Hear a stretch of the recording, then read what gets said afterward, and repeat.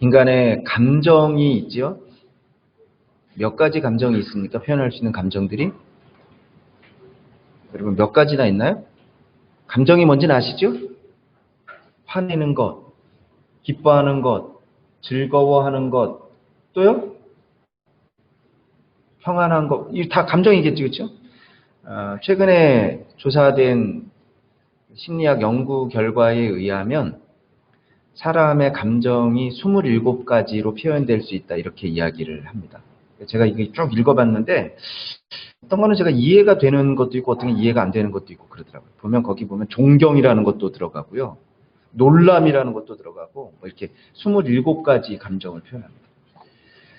그런데 우리 동양에서는요. 몇 가지로 그 27가지 중에서 몇 가지 감정으로 동양에서는 표현을 했냐면 7가지로 표현을 했어요. 혹시 들어보셨나요? 히, 로, 에, 락. 또요?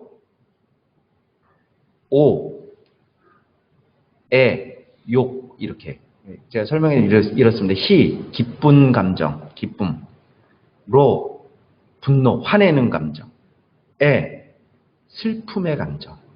애자는 2개가 있으니까 잘 알아요. 슬픔의 감정. 락, 즐거움의 감정.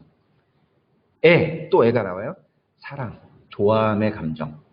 오, 미워함, 증오, 혐오할 때. 오, 욕, 욕망, 원하는 거죠. 그렇죠? 뭔가를 먹고 싶은 것, 자고 싶은 이거 원하는 거, 욕망. 이 7가지 희로, 애락, 오, 욕 이렇게 7가지 감정으로 동양에선 이야기를 합니다.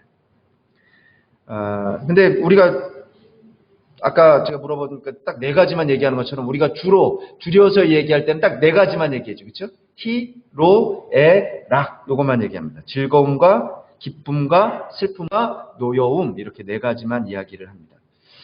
어쨌든 간에 감정을 표현할 수 있는 거 참 중요합니다. 여러분 이게 건강함의 특징이에요. 건강한 사람은 감정을 표현합니다. 건강하지 못한 사람은 감정을 어떻게 해요? 억누르죠. 근데 이게 나중에 어떻게 표출되면 이게 위험할 수도 있어요. 신앙인도 감정이 중요합니다. 제가 지난 주간에 기도하고 제가 지난 주에 기도를 되게 많이 했어요. 딴 때보다 더 많이 했던 것 같아요. 근데 신앙인에게 있어서 가장 중요한 감정이 뭘까 제가 고민을 참 많이 했어요. 우리가 하나만 딱 선택하라 그러면 아마 그럴지 모르겠어요. 기쁨? 항상 뭐예요? 항상 기뻐하라? 기쁨이라는 감정입니까? 물론 그럴 수 있죠. 그런데 사실 어떻게 우리가 항상 기뻐하기만 할 수 있습니까? 오히려 슬픔인 것 같아요. 슬픔. 슬퍼할 줄도 알아야 되죠. 눈물도 필요합니다. 오히려 신앙인에게 더 중요한 감정은 슬픔이 아닐까 이런 생각합니다. 그래서 예수님도요. 다른 복들 중에서도 가장 중요한 복 하나가 뭐냐? 8복 중에 하나가 이겁니다. 애통하는 자는 뭐가 있어요? 복이 있나니 그러셨거든요. 사실 기쁨에 대해서는 복을 말씀하지 않으셨어요. 근데 분명히 말씀하세요. 애통하는 자는 복이 있나니 어떤 복입니까? 위로를 받을 것이며 그러셨어요. 하나님의 위로입니다. 슬픔이라는 건요. 우리 모두가 갖는 감정이에요. 그렇죠? 그러나 세상 사람과는 우리 분명히 다릅니다. 뭐가 다른지 아세요? 주님 안에서 슬퍼해야 됩니다. 주님 안에서 눈물을 흘릴 때 하나님의 위로가 있습니다. 이게 복입니다. 성경에도요. 우리가 성경 66권이 있잖아요.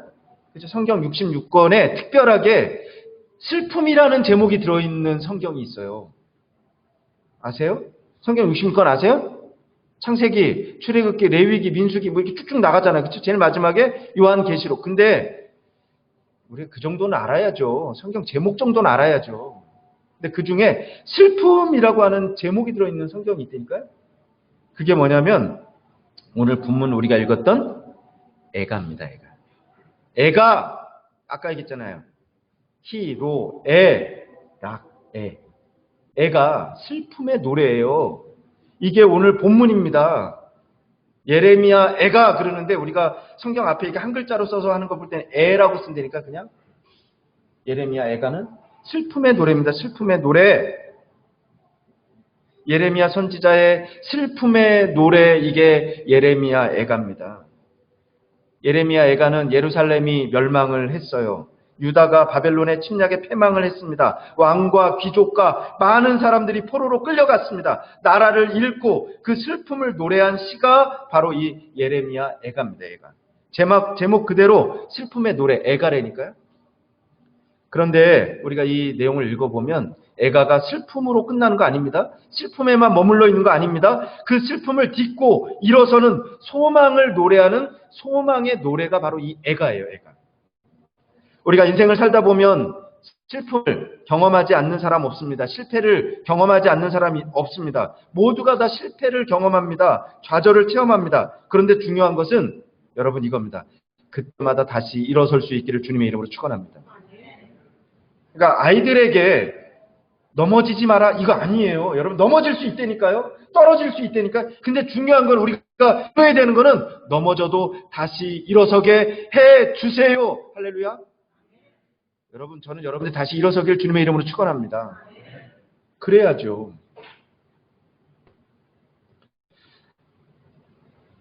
오늘 이 애가서는요, 절망 중에 어떻게 소망을 얻을 수 있는가, 쓰러져 있는 상태에서 어떻게 다시 일어날 수 있는가, 그 귀한 방법을 우리에게 가르쳐주는 성경이 바로 오늘 본문의 말씀입니다. 우리는 모두가 강한 사람이 되기를 원합니다. 그런데 강하다는 것은요, 항상 승리하고 승승장구하는 그런 삶을 말하지 않습니다. 진짜 강한 건 무엇이냐면 넘어졌을 때 다시 일어설 수 있는 것, 그게 강한 거예요. 인생의 깊은 골짜기로 나락으로 떨어졌을 때 그것을 다시 극복할 수 있는 사람, 그 사람을 가리켜서 우리는 뭐라 그러냐면 이 사람은 정말 강하구나 그러는 거예요. 옛날 우리나라 권투 선수 중에요, 아주 유명하고 용기 있는, 아주 인기 있었던 한 사람인데 그 사람이 이름이 누구냐면 홍수환 아시나요? 이분이 신화예요, 신화. 왜 신화인데요? 사전 5기라 그래요. 7.8기 아닙니다. 정확하게 사전 5기예요. 4번을 다운을 했어요, 4번을. 아세요? 여러분 한 번만 다운당해도요, 우리는 알아요. 이제 끝났구나, 경기. 이분이 2회에서 4번을 다운당했으니까 근데 일어났어요. 그리고 3회에서요, KO로 승리를 했어요. 그러니까 사전 5기의 신화 이렇게 얘기합니다. 여러분에게도 7.8기가 있길 주님의 이름으로 축원합니다. 7번 넘어져도 8번째 일어나면 돼요. 우리 자녀들이요, 넘어져요. 넘어지는 거 두려워하면 안 됩니다. 넘어져요. 근데 우리는 기도해야 돼. 어떻게 해요? 일어나라. 그럼 돼. 실패해요. 괜찮아요. 때로 우리가 죄도 지어요. 괜찮다니까요. 회개하고 돌아오면 되는 거예요. 그러지 않아요? 이츠하크 펄먼이라고 하는 아주 유명한 바이올린 연주자가 있었습니다. 뉴욕에 있는 링컨 센터 에버리 피셔홀에서 이분이 초청 연주를 했어요. 근데 이분에게는 한 가지 아주 어려운 사정이 하나가 있어요. 그게 뭐냐면 어렸을 때 소아마비가 걸렸어요. 두 다리가 성치 못합니다. 제대로 걷지 못해요. 이분이 걸으려면 어떻게 되냐면 여기 두 다리에다가 보조기구를 이렇게 연결을 해야 돼요. 그리고 나서 목발을 두 팔에 끼고 그리고 이렇게 천천히 걸을 수가 있는 거예요. 그러니까 이분이 그 홀에서 연주할 때 보면은 항상 준비하는 시간이 오래 걸려요. 생각해 보세요. 이분이요, 걸어서 천천히 나오는 겁니다. 그 모습을 모두 앉아있는 사람이 숨죽여서 가만히 지켜보고 있어요. 나와서 중앙에 와서는요, 놓여있는 의자에 앉아요. 앉아서 목발을 내려놓습니다. 그리고 자기의 다리에 연결되어 있는 그 보조기구를 하나하나씩 다 풀어서 옆에다가 내려놔야 돼요. 그리고 나서 숨을 고르고 옆에 있는 바이올린을 집어 들고 그리고 나서 같이 협연하는 지휘자에게 이제 사인을 주는 거예요. 그러면 지휘자가 보고 이제 들어가는 거예요. 그러니까 여러분 그 시간이 얼마나 길겠어요. 그러니까 다 숨죽여서 그걸 이렇게 보고 있는 거예요. 이제 연주가 시작이 되었습니다. 그런데 2마디, 3마디 지났을 때 문제가 생겼어요. 갑자기 바이올린 줄 하나가 끊어져 버렸어요. 마치 총을 쏜 것처럼요, 다들 조용하게 연주하고 있는데 땅 소리가 나는 거예요. 그러면서 줄이 딱 끊어져 버렸어요. 그날 밤 그곳에 모여있던 사람들이 다들 생각을 합니다. 이제 어떻게 되지? 어떻게 해야지? 그러면서 아마 그렇게 이제 저 사람이 옆에 놓여있는 보조기구를 다리에다가 끼고 목발을 들고 천천히 걸어 나가겠구나 다시. 그리고 나가서 바이올린 줄을 새로 조율을 하든지 아니면 새로운 바이올린을 가지고 또 다시 천천히 들어와서 또 똑같이 이렇게 해서 다시 그렇게 시작을 하겠구나. 그리고 다들 앉아서 그만 이렇게 가만히 쳐다보고 있었어요.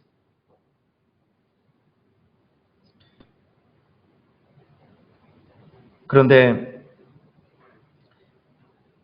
이 펄먼이 그렇게 하지 않았습니다.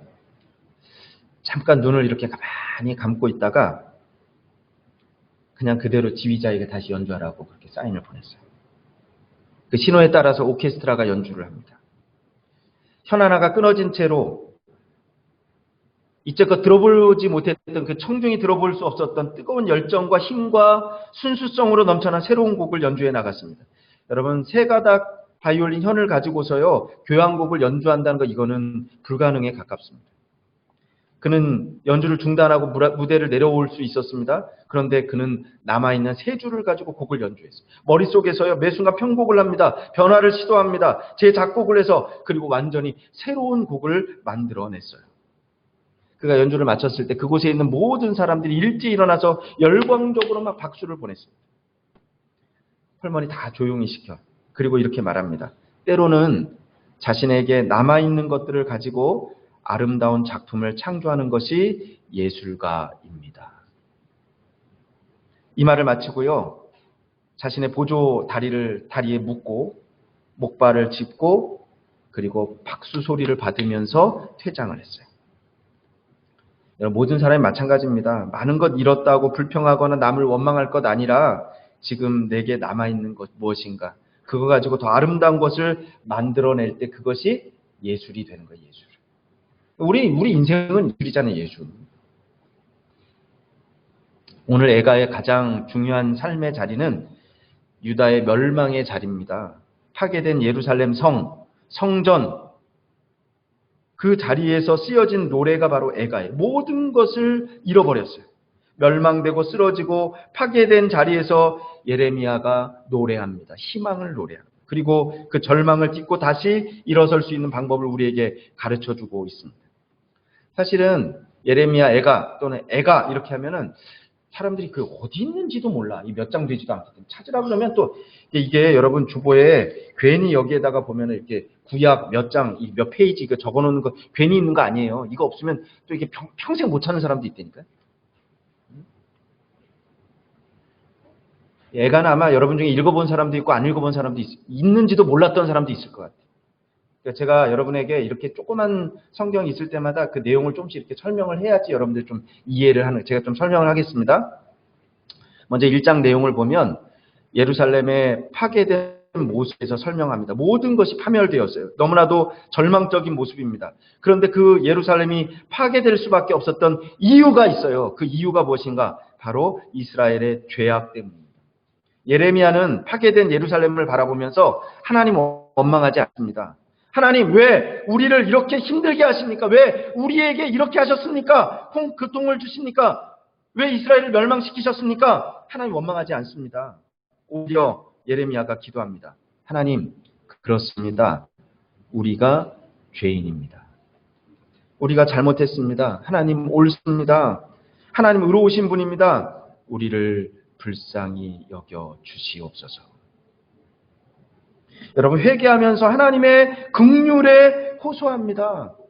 마치 성전에서 기도했던 세리가 했던 그 기도와 똑같이 하나님 우리를 불쌍히 여겨 주시옵소서. 2장에 보면 또 다른 고백이 들어있습니다. 지금 이스라엘이 하나님께 버림을 받았어요. 이전에 하나님이 이스라엘을 선택하셨잖아요. 사랑해 주셨습니다. 너는 내 아들이라 오늘 내가 너를 낳았다. 그런데 지금 하나님의 마음이 바뀐 것 같아요. 바뀌었습니다. 여러분 우리가 살다 보면요 그럴 때가 있습니다. 하나님과의 관계 속에서도 하나님이 좀 이상하고 요즘 좀 변한 것 같다. 옛날에는 그렇지 않았는데 좀 이상하다 이렇게 느낄 때가 있다니까요. 우리도. 저도 그럴 때 있어요. 여러분도 그렇고. 그럴 때 올바로 진단하시길 바랍니다. 하나님이 변하신 게 아니고요.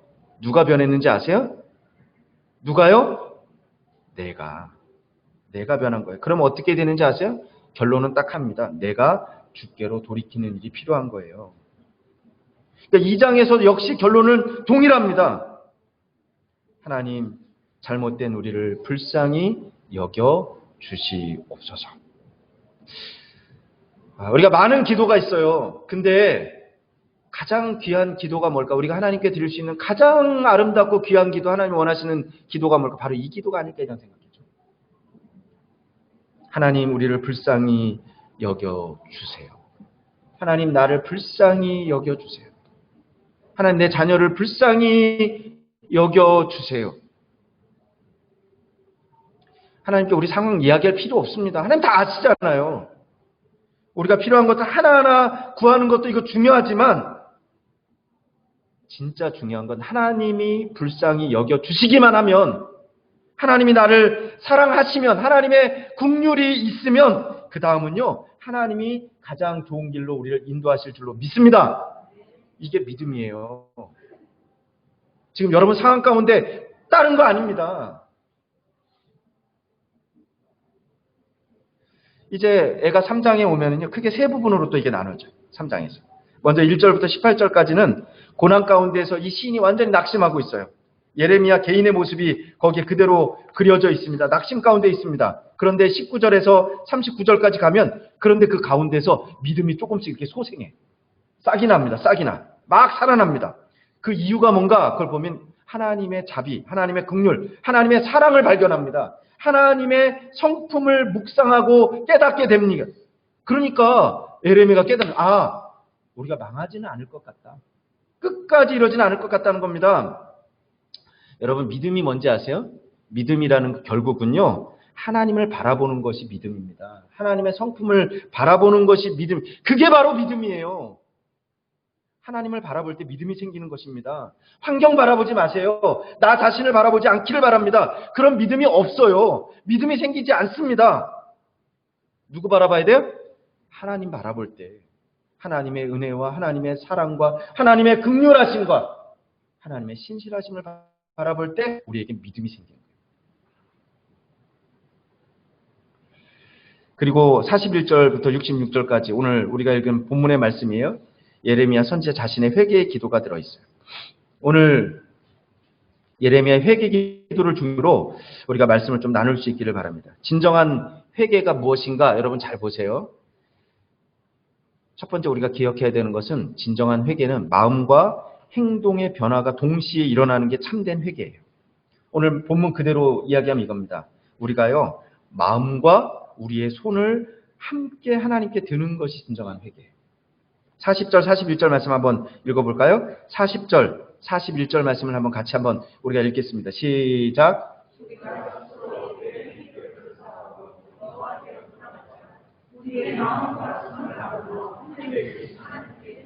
예, 여호와께로 돌아가자, 이게 회개입니다. 그런데 오늘 분명히 우리의 마음과 손을 함께 들자 그랬잖아요. 참된 회개는요, 겉모습 변화만이 아닙니다. 마음도 변화가 돼요. 마음의 변화만이 아닙니다. 겉모습도, 행동까지도 변화되는. 그래서 오늘 본문은 그러는, 마음과 손을 동시에 하나님께 들자.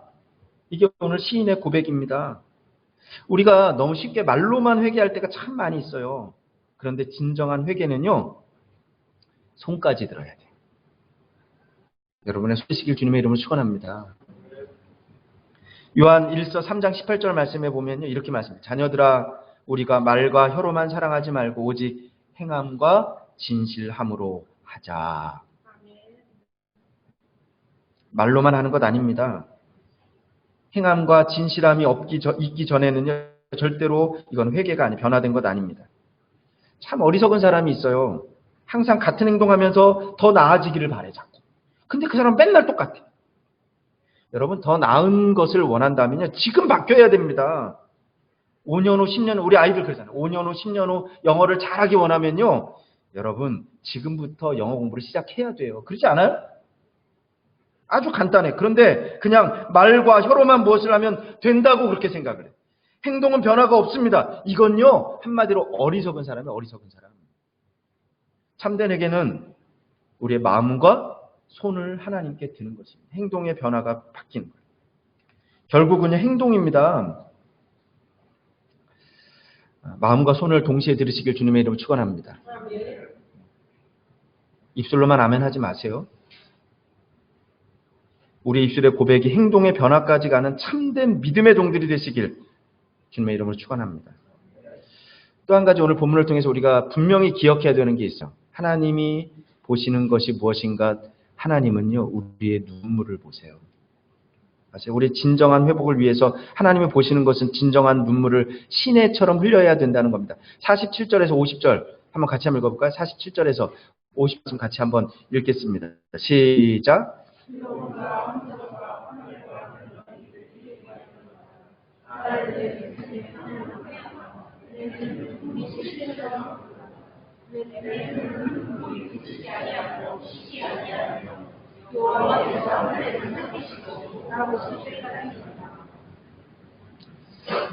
이 시대의 특징이 여러 가지가 있지만 눈물을 잃어버린 시대가 아닐까요? 우리 성도들이 요즘 우는 사람을 별로 본 적이 없는 것 같아요. 예수님이 마태복음 11장 17절에 보면 이렇게 말해요. 우리가 너희를 향하여 피리를 불어도 너희가 춤추지 않고 우리가 슬피 울어도 너희가 가슴 치지 아니하였다. 예레미야는요, 오늘 그렇게 얘기합니다. 내가 눈물을 흘린다. 시내처럼 눈물을 흘린다.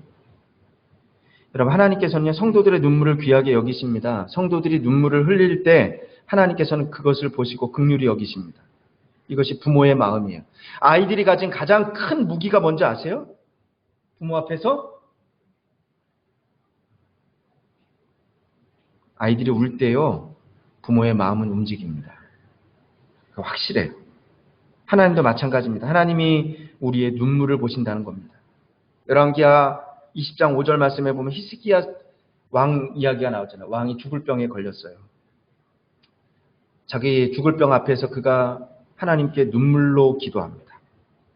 그때 이사야 선지자를 통해서 하나님이 이렇게 말씀합니다. 내가 네 기도를 들었고 내 눈물을 보았노라. 내가 내 눈물을 보았노라. 내가 너를 낫게 하겠다. 하나님 말씀하시는 거예요. 내가 네 기도 들었다. 내 눈물을 보았다. 하나님이 듣고 보시는 분입니다. 그거 잊지 않기를 바랍니다. 하나님 우리의 기도를 들으시고 뭘 보시는지 아세요? 여러분의 눈물을 보세요. 언제 하나님 앞에서 눈물을 흘렸습니까? 한번 생각해 보세요. 내가 하나님께 눈물을 흘렸나? 힘들다고 원망만 했나? 여러분, 우리 많이 기도하고 많이 울어야 됩니다. 그래서 하나님께서는 그 기도와 눈물을 듣고 보십니다. 코로나 가운데 힘들다고만 하지 마세요. 기도하시길 바랍니다. 그리고 하나님께 눈물을 한번 흘려보세요. 그런데 오늘 말씀을 보면은요, 그렇게 기도하고 하나님께 눈물을 흘리는데 하나님이 쉽게 응답하시지 않아요. 50절 말씀을 읽어보면 이렇게 나옵니다. 여호와께서 하늘에서 살피시고 돌아보시기를 기다리는 도다. 이게 시인의 기도예요. 기다리는 도다. 그런 거예요. 응답해 주실 때까지 내가 기다리고 있다는 겁니다. 여러분, 우리가 기도하고 응답이 있을 때까지 기다려야 됩니다. 오늘 에가서 3장 내용을 보면 살펴보면요, 사실 이게 우울한 이야기예요. 예레미야가 계속 기도하고 구하고 울지만 하나님이 응답해 주시지 않습니다. 그런데 예레미야는 그래요. 내가 포기했습니다 이러지 않아요. 내가 기다립니다. 그리고 57절에 가면요, 드디어 하나님의 응답의 말씀이 들려옵니다. 이게 중요한 거예요. 57절 한번 같이 한번 읽어볼까요? 이게 하나님의 응답이요, 뭐 길다고 좋은 거 아닙니다. 그냥 간단히 딱 한마디예요. 57절 한번 같이 한번 읽어보겠습니다. 시작.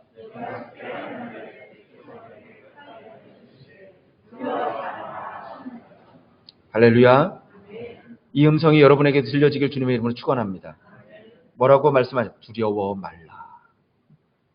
두려워 말라. 단 한 구절. 오랜 기도를 통해서, 기다림을 통해서 예레미야가요, 딱 한 구절의 응답을 받아요. 그게 뭐냐면 두려워 말라. 여러분, 두려워하지 마세요. 그래서요, 이 57절 이전에는요, 예레미야 기도가요, 다 죽겠습니다, 죽겠습니다, 이런 기도예요. 그런데 한번 55절, 56절 한번 그 두 개만 읽어볼까요? 그 57절 이전에, 응답받기 전에 한번 기도 같이 한번 읽어보겠습니다. 시작.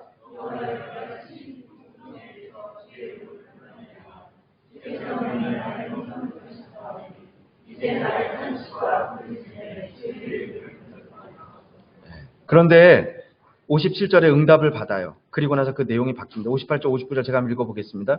주여 주께서 내 심령의 원통을 펴셨고 내 생명을 속하셨나이다. 여호와여 나의 억울을 감찰하셨사오니 나를 위하여 신원하옵소서. 하나님의 응답 이후에는 이게 승리의 감격을 그가 표현하고 있습니다. 예레미야의 눈물을 보시고 기도를 들으셨던 하나님은요, 오늘 깨어진 우리의 눈물을 보시고 우리의 기도를 들으실 줄로 믿습니다. 언제까지 기도해야 되는가? 하나님이 응답하실 때까지. 하나님이 두려워 말라 하실 때까지 우리도 기도할 수 있기를 바랍니다.